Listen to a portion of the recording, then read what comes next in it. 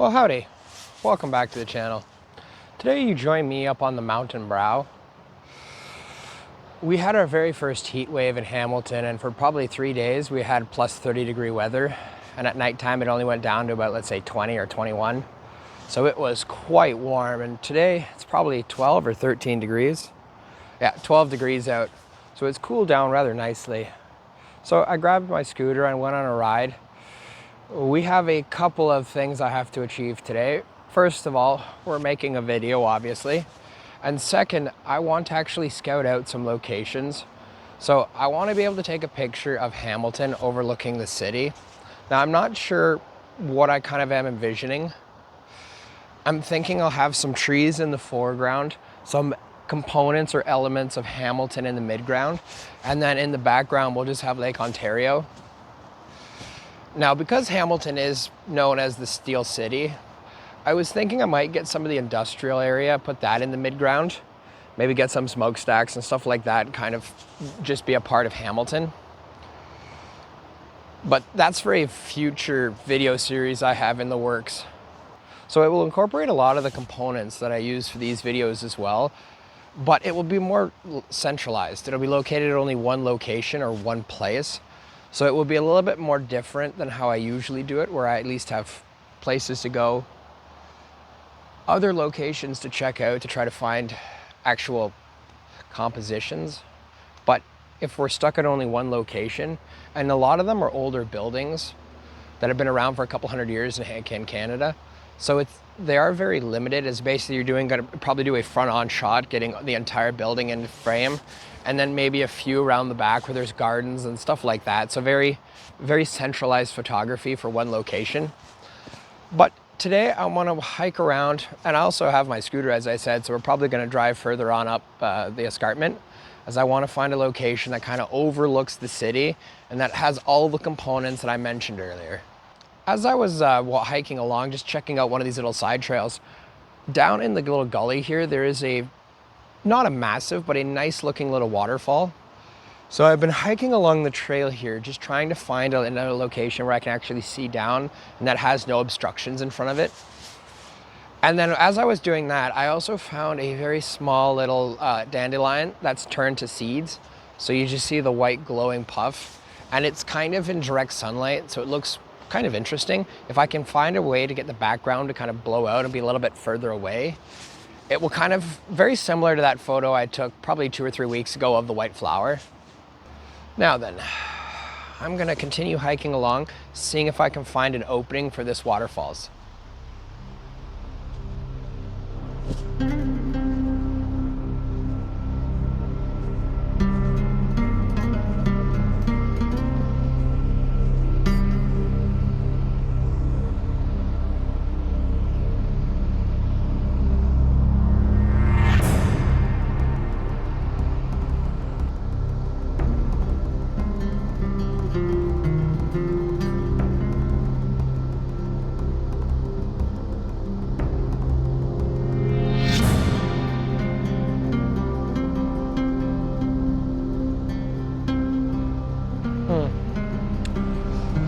This is probably one of the best locations, I'm thinking.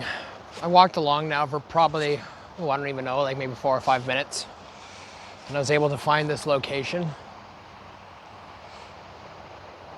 There was 1 or 2 a little bit further back that I'm still thinking about. Unfortunately, there was either greenery and or they have a bit of an odd angle. Whereas this one, I'm almost looking straight down at the waterfalls as it's cascading down. Again, there is trees in the foreground that are definitely blocking my view. So I'm not really sure if this will work as a photograph or not, but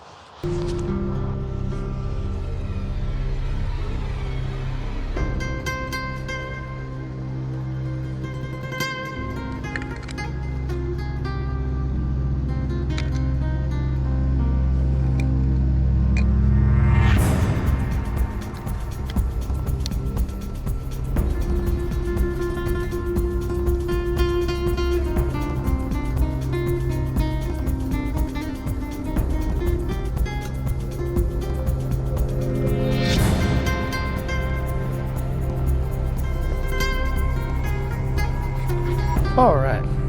Well, The sun is hitting it at just a specific angle, so I'm just gonna pop on a polarizing filter just to help cut down some of that. And even though I'd take all this precaution and go absolutely ham cleaning off the lenses and everything, unfortunately in last week's video, I didn't notice, but I had a few dust particles on my actual sensor. So I had to do a lot of cleaning and healing. It was annoying. So I cleaned my sensor and the camera again. And then I took a few test photos and all the spots were completely gone. So I'm gonna have to probably clean the sensor just a little bit more often than every other month. Probably just do it once per month. All right, so circular polarizer. As I was framing up this composition, there is a very small tree that's kind of right in front of me, and that is protruding on the left side of the composition. And then at the bottom of this little basin, there is a huge tree with a lot of foliage kind of poking in from the right-hand side. So I have two decisions to make. I can either punch into the 1.6 crop factor, bringing it up to, what is it, 460 or so, 480 millimeters. So it really kind of punches in and it clears out all of the distractions. Or, so I'm thinking I might do a 16:9 as it will shorten both sides, cutting off most of the distractions. And because the ground is really sloped here and it's kind of precarious, I have it on a 10-second countdown timer. So it's interesting to see it now that I've kind of settled in on a bit more of this composition. All you see are layers just falling down all the way to the bottom of the little ravine here. And I don't really usually name photos or anything like that, but that very much sticks out in my mind where you can just see the different levels of layers. Now I'm just gonna refocus, double check the circular polarization. And again, having to finesse the composition just to get rid of all the distractions, especially the tree and especially the leaves on the right-hand side. They have been a kind of a constant thorn in my side. Here's the composition I was talking about at first, where you can see the interest in the lower level of the rocks right there, just at the bottom of the composition. But unfortunately, right about there, you can see some of that greenery starting to poke in. And that is unfortunately from the tree that's right there. And you can see it's almost all over that side of the composition. And if I go too much to this side, there's a tree there and more branches and other stuff at the bottom as well. So it's not as interesting of a look. Now this side though, I'm able to almost frame up there or introduce a little bit more as long as I'm cut off right about there. And then change it up. I can definitely punch it in more. And then just very slowly zoom it back till I get a nice composition. But unfortunately that didn't really work as well. Now the 16:9 just helping to remove a little bit on the left and right side. That definitely helped. And then I tried one also shooting horizontally as well as vertically, just changing up the compositions, as I'm not sure why, but this one I can see a couple of different compositions that I like that are interesting. I'm just not sure which one I'm gonna stick with. I finally settled on a composition. F40 at 1 second, ISO 100, and I'm one stop underexposed again. All right, well, I'm gonna insert the photo in the video now. Let me know what you guys think about this one.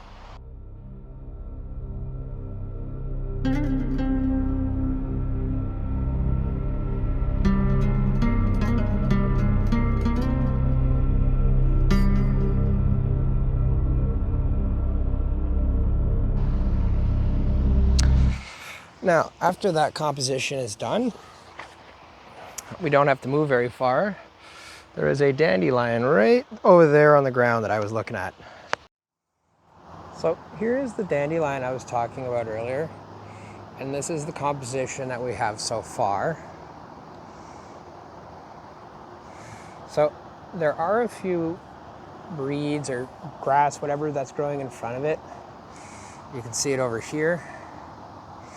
This stuff. It was a little bit of finessing. I had to kind of walk around, find different angles that had no grass in front of it. So as you can see, the dandelion seeds themselves are shaking in the breeze quite frequently. So I opened up the aperture to f4.5 So here's what the back of the camera looks like. This composition is very straightforward, except for all of the grass and everything else that's in the foreground that keeps moving around.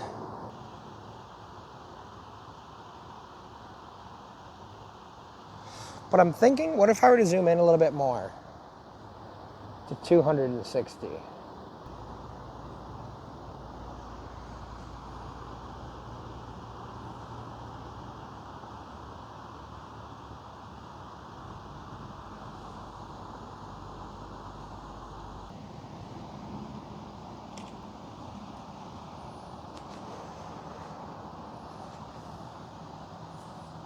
With the background thrown out like that, it looks really nice. So I'm going to insert this photo now into the video.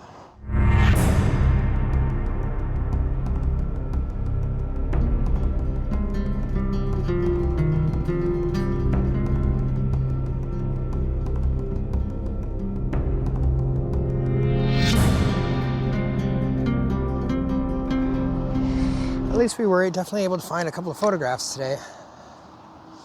And in such close proximity too, that's interesting.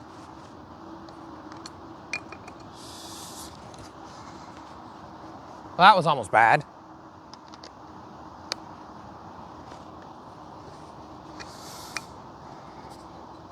It's a good thing the camera was rolling. Nobody would ever believe me I caught that.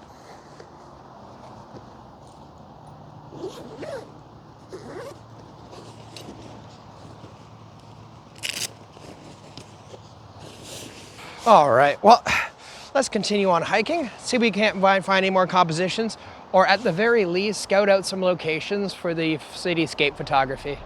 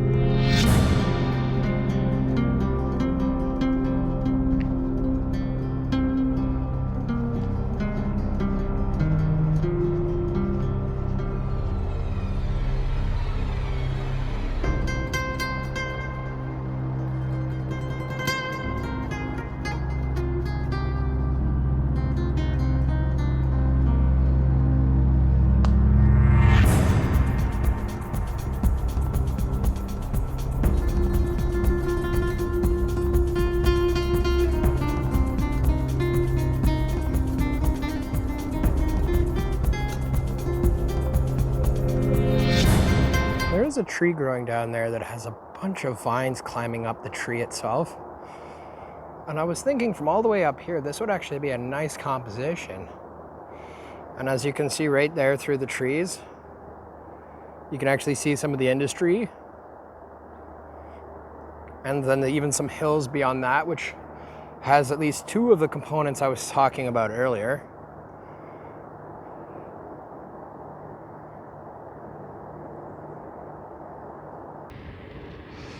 Nice warm day, beautiful time out here.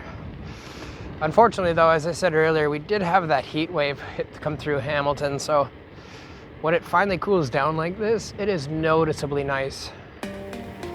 Like, you actually enjoy going outside. When it's over 30, it starts becoming a chore, and then you just sweat too much.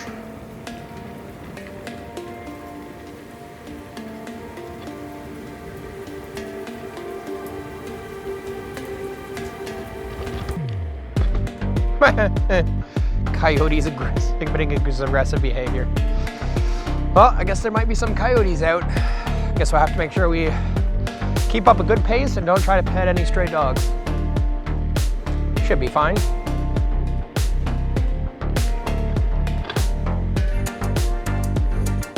May have to put on my jacket soon though. It is really getting chilly now.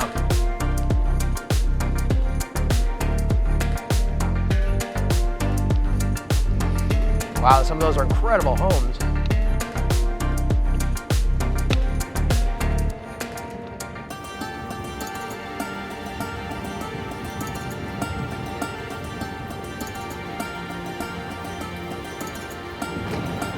there is a park bench or something a little further up ahead.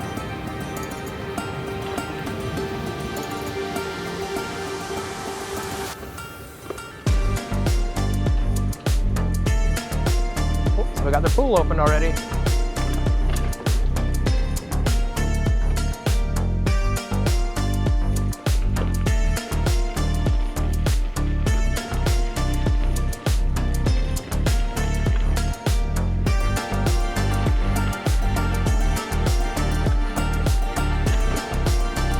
Well, we're off pavement now.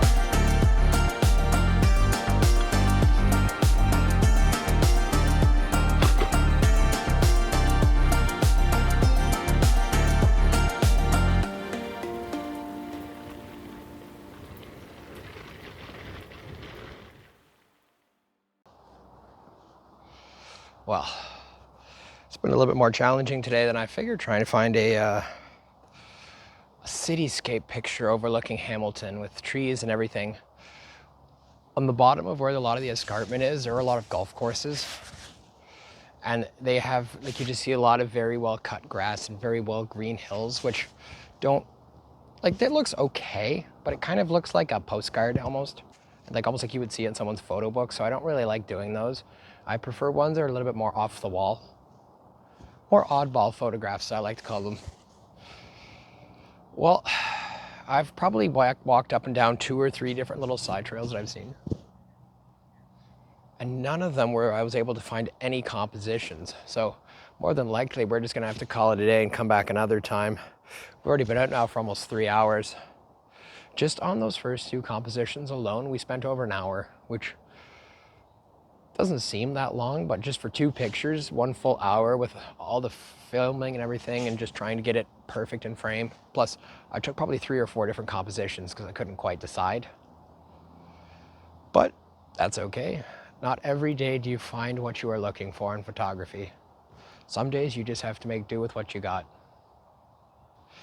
If you enjoyed the video today, like, comment, and subscribe down below. Let me know what you thought of the compositions, and I'll catch you guys again in the next one.